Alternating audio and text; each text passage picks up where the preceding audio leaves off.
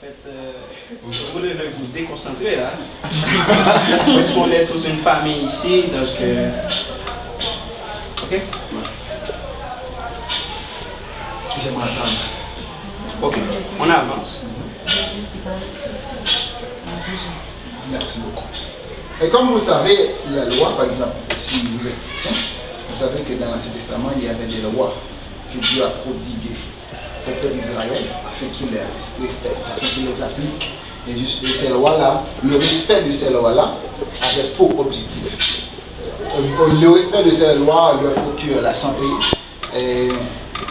Et il y avait lorsque le peuple d'Israël respecte ces lois, les ennemis ne peuvent pas les vaincre, mais de la mesure où Israël, qui était le peuple de Dieu, il met de côté ces lois-là justement pour agir à leur guise, qu'est-ce qui s'était passé? Il y avait beaucoup de troubles dans le pays, il y avait déportation, il y avait un tas de choses terribles qui étaient arrivées au peuple, justement parce qu'il refusait de mettre en application les lois de Dieu. Il en est de même pour l'enseignement.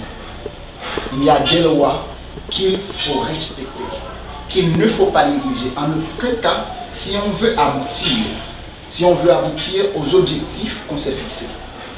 Comme vous le savez déjà, l'éducation.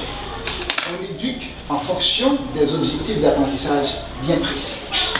Si on ne respecte pas les lois de l'enseignement, les lois qui régissent l'enseignement, ce sera un peu difficile d'atteindre l'objectif. On peut faire n'importe quoi, mais on ne va pas atteindre les objectifs. Comme vous savez, l'éducation